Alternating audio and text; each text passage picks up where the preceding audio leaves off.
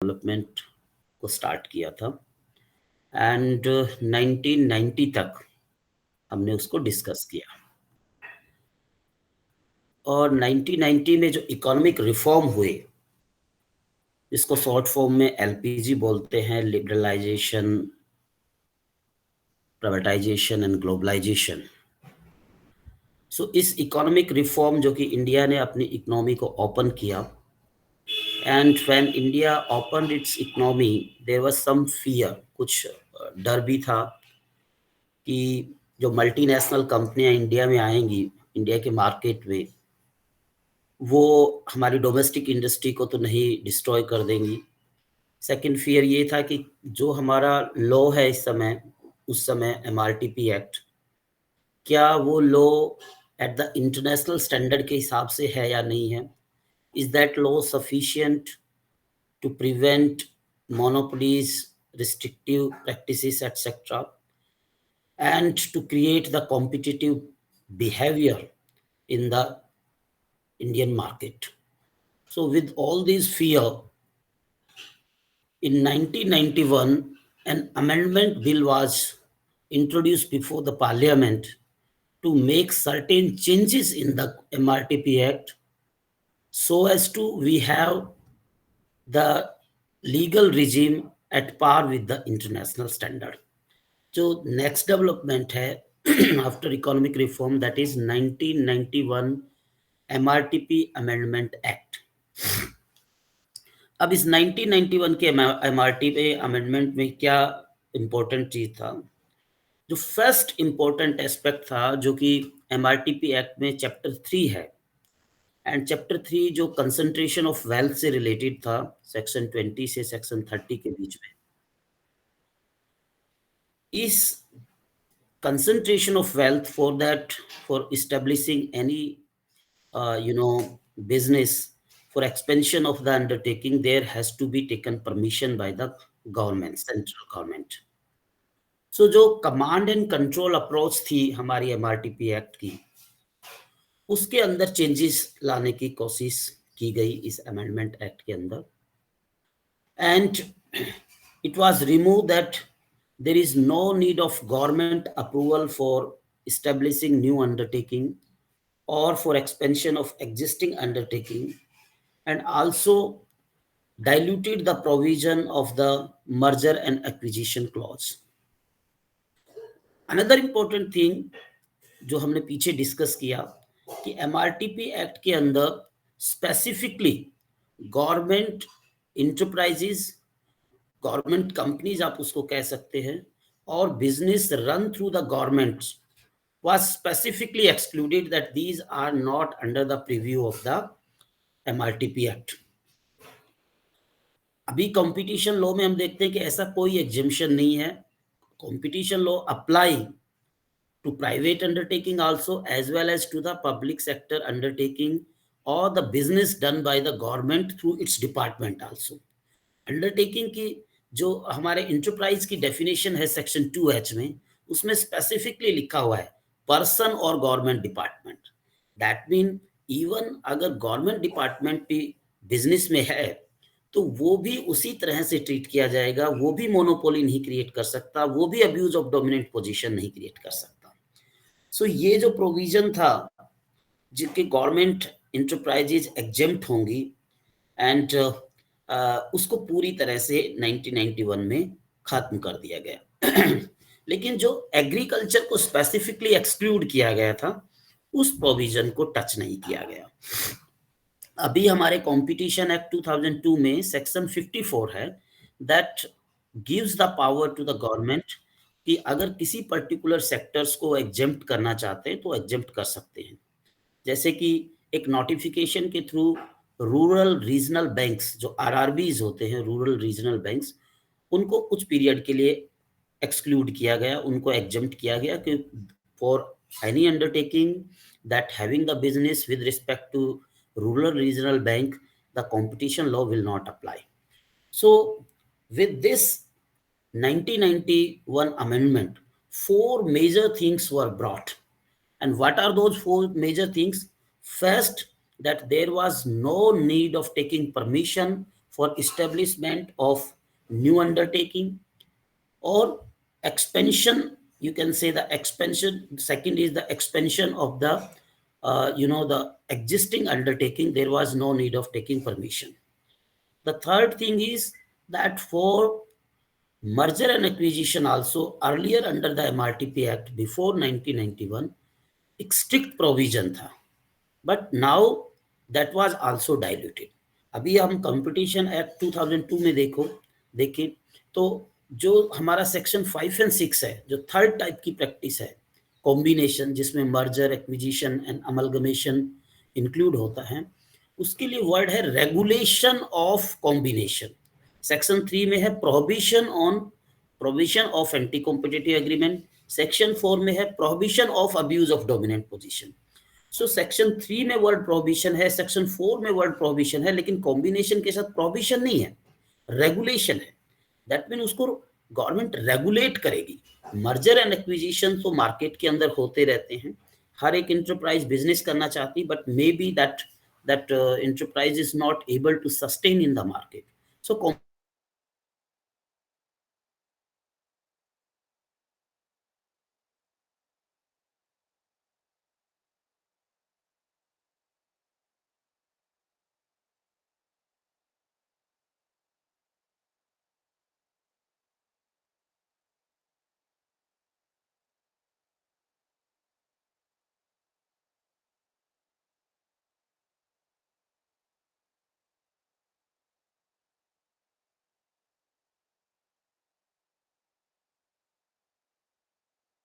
merger and acquisition, and this merger and acquisition was diluted from 1991 Amendment Act, and agriculture sector was fully exempted, and that was not touched.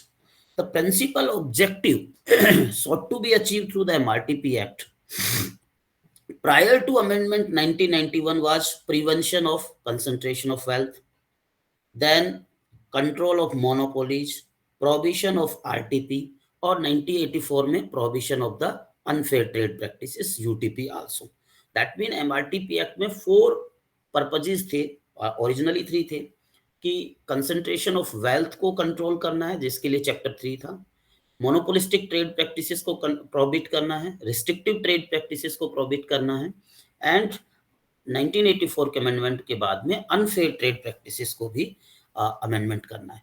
लेकिन ये जो object थे, ये जो scheme थी, इसमें 1991 में चेंजेस आए, और 1991 में जो चेंज आए उसके बाद में जो वेरी ऑब्जेक्टिव था कंपटीशन लॉ का, उस ऑब्जेक्टिव में भी जो है, जो कंसंट्रेशन ऑफ वेल्थ था, उसको एक हिसाब से डी एम्फसाइज किया कि government will not make any interference कि इंटरप्राइजेस कैसे फ्लो कर रही. बट यस, अगर इंटरप्राइजेस का कंडक्ट मोनोपोलिस्टिक है या enterprises practices restrictive trade practices follow कर रही हैं या यूटीपी कर रहे हैं, only then the government will intervene और the MRTP commission will take the action. So with this amendment, you can say the temporary measure were taken. Temporary measure were taken to make our MRTP Act so that it can be considered, it can be used, or it can be at the international standard. अब जो 1991 का जो amendment था, उसके बाद में एक notification भी इश्यू हुआ उसी दिन, and the government that the MRTP Act shall also apply to public undertaking, whether government or government company, statutory corporation,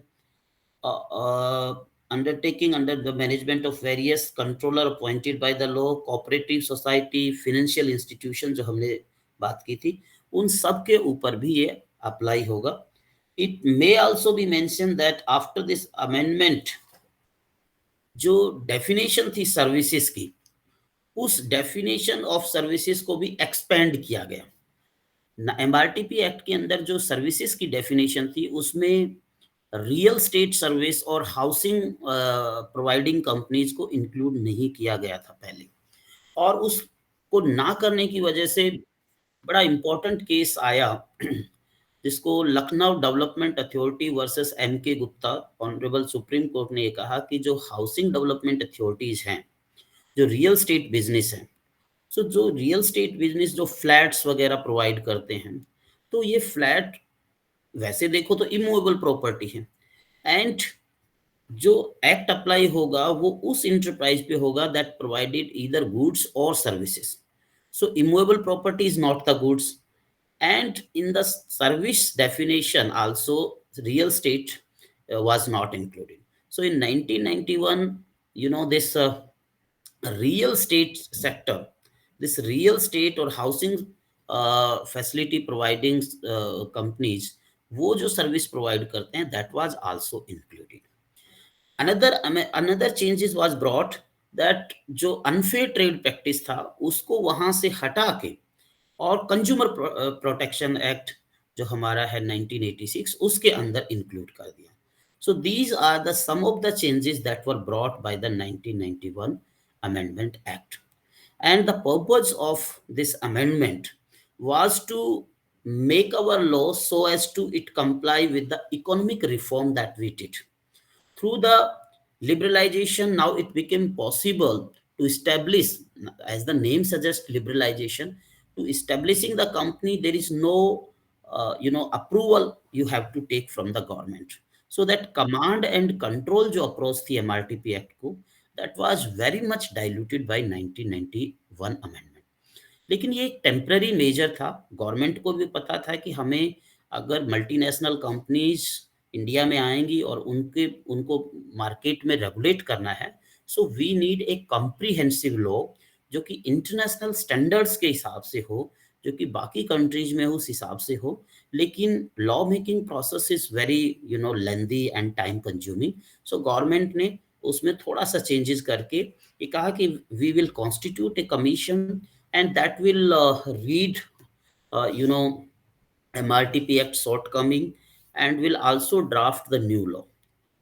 So after this 1991 Amendment Act, the next step is establishment of the high level committee on competition law and policy, or you can say Raghavan commission कह सकते हो, in 1991.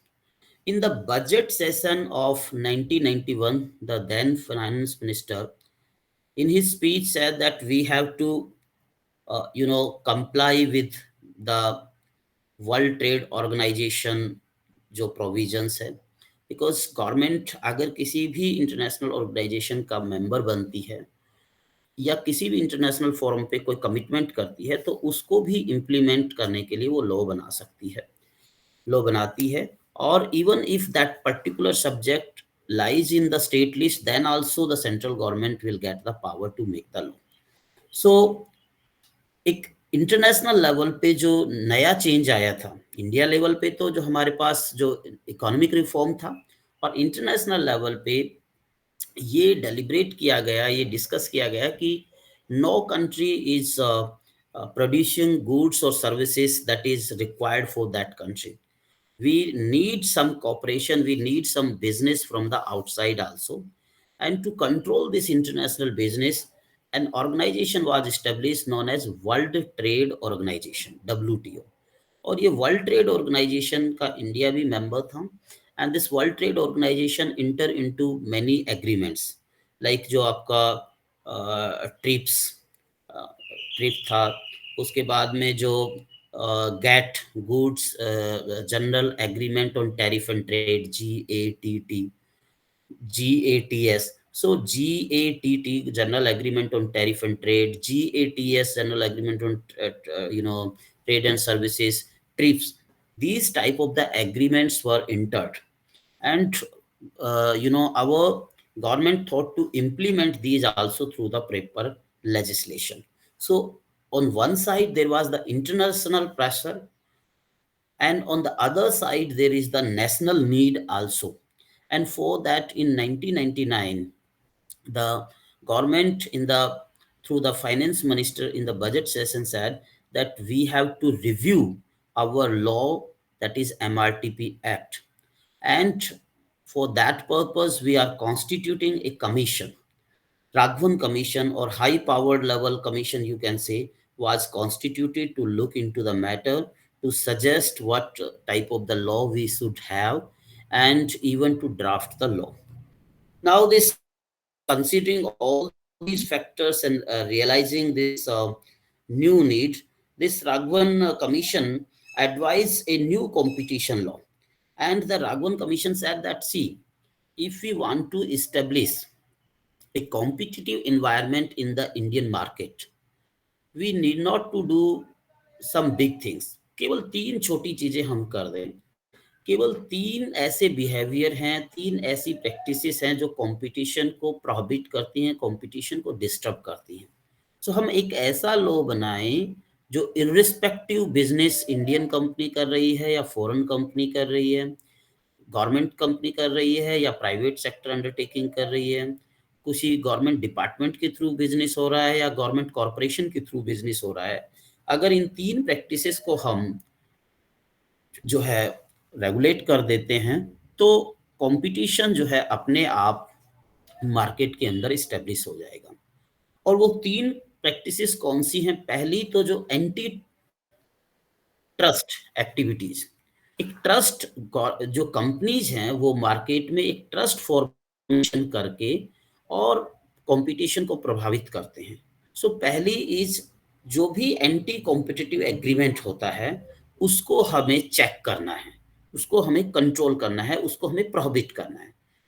Second, अगर उस competition के द्वारा, जैसे Karl Marx ने कहा कि कंपटीशन इमुलेट प्रॉफिट, उस प्रॉफिट के द्वारा एक इंटरप्राइज डोमिनेंट पोजीशन में पहुंच जाती है, उस पोजीशन में पहुंच जाती है, the position of strength, that it is not affected by market forces, it is not affected by the consumer forces, it is not affected by its competitive company।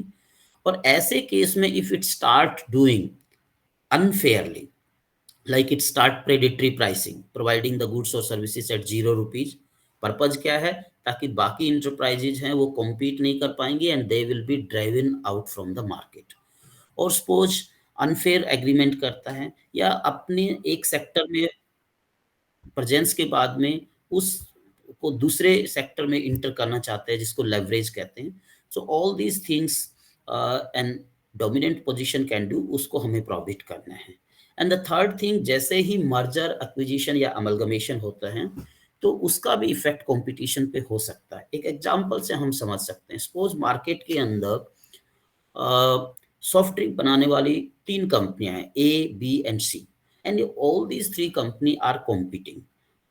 सबको ये फियर है कि अगर वो रिसर्च और इनोवेशन में पैसा invest नहीं करेंगे, अगर वो अपने प्रोडक्ट की क्वालिटी इंप्रूव नहीं करेंगे, नए स्टाइल का प्रोडक्ट नहीं लेके आएंगे, तो उनका प्रोडक्ट नहीं बिकेगा, बिकॉज कंज्यूमर के पास दूसरे ऑप्शंस हैं, वो बी का प्रोडक्ट खरीद लेंगे या सी की जो है सॉफ्ट ड्रिंक खरीद लेंगे। लेकिन अगर ए जो है वो बी या सी दोनों को अक्वायर कर लेता है या एक को अक्वायर कर लेता है, उसके बाद में मार्केट के अंदर या तो कोई कॉम्पिटिटर नहीं बचेगा या केवल एक ही कॉम्पिटिटर बचेगा। और इस तरह का कॉम्बिनेशन जो हुआ है, कॉम्बिनेशन तो हुआ है बिकॉज बी और सी की सहमति थी, इसलिए उन्होंने ए के साथ मर्ज किया। बट मार्केट के अंदर क्या है कि now there is no competitor left, and when there is no competitor, now this A will start, you know, abusing its position, or maybe A will unfairly charge the price. A will not provide those services of that particular quality because A के पास कोई competitor है नहीं, consumer के पास कोई option नहीं है कि soft drink के लिए वो दूसरी जगह पे जा सकते हैं। एक सिंपल एग्जांपल आपने देखा होगा, जहाँ कंपटीशन नहीं होता है, कई बार हम दूर सुदूर रेलवे स्टेशन या बाकी जगह पे जाते हैं और वहाँ पे जो कोल्ड ड्रिंक 25 रुपए की है उसको वो 30 रुपए में बेचते हैं, 35 रुपए की 40 रुपए में बेचते हैं। एंड व्हेन जो यू आर्ग्यू कि ये तो 35 की है, एमआरपी भी 35 है, वो कहता है आपको लेना है तो लो, नहीं तो मत लो। बिकॉज़ उसको फ़ियर नहीं है कि मेरा कंज्यूमर जो है वो चला जाएगा, मेरा कस्टमर चला जाएगा। उसको पता है कि यहाँ पे बाकी कोई कॉम्पिटिटर है ही नहीं, कंज्यूमर के पास कोई ऑप्शन ही नहीं है जहाँ से ये पर्टिकुलर गुड्स वो खरीद सकता है।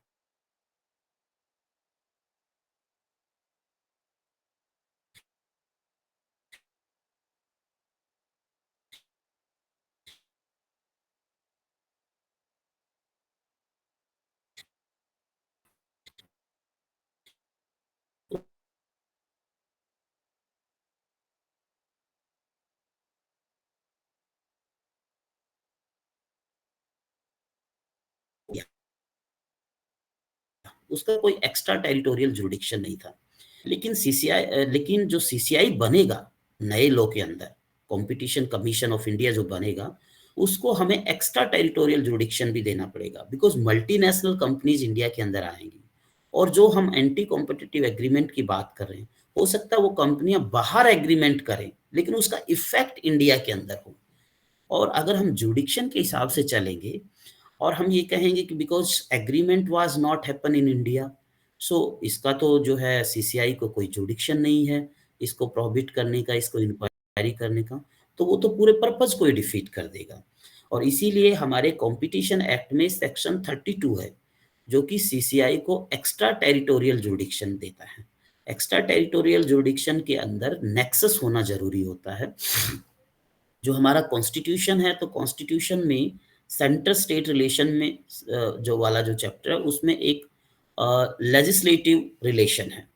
और उस लेजिस्लेटिव रिलेशन के अंदर जो आपका 245 आर्टिकल 245 246 ऑफ द कॉन्स्टिट्यूशन, वहां पे है कि सेंटर कौन कितने एरिया में लॉ बना सकता है, स्टेट कितने एरिया में लॉ बना सकता है। और centre can make, that mean the centre means the central government, जिसकी लेजिस्लेटिव अथॉरिटी है parliament. Parliament can make the law for whole India और any part of India, and state legislative assembly for whole state और any part of the state. But it is specifically written there that even if the law made by the parliament having the extraterritorial effect, it will not be declared unconstitutional. But extraterritorial law के लिए territorial nexus होना जरूरी है। जैसे कि हमने IPC के अंदर भी पढ़ते हैं कि इंडियन कोर्ट का जुरिडिक्शन कब होगा। फर्स्ट है टेरिटोरियल जुरिडिक्शन। टेरिटोरियल जुरिडिक्शन है जो हमारा आईपीसी देता है कि अगर ऑफेंस इंडिया के अंदर कमिट है, किसने किया है दैट इज इमटेरियल। अगर कोई अमेरिकन आता है इंडिया के अंदर और वो किसी इंडियन को मारता है, so Indian court will have the jurisdiction.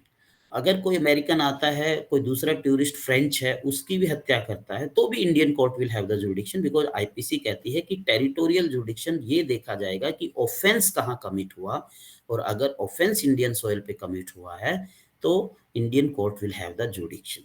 Second जो जुरिडिक्शन आईपीसी में होता है सब्जेक्ट मैटर जुरिडिक्शन, यानी अगर कोई इंडियन सिटीजन है वो कहीं पे भी ऑफेंस करता है, इंडिया के आउटसाइड भी ऑफेंस करता है, so suppose an Indian who went to the Britain, और उसने सोचा कि अंग्रेजों ने काफी शोषण किया है और इसलिए वो एक किसी अंग्रेज का जो है ब्रिटिशर्स का हत्या कर देता है, एंड वो प्राउडली इंडिया में रिटर्न होता है।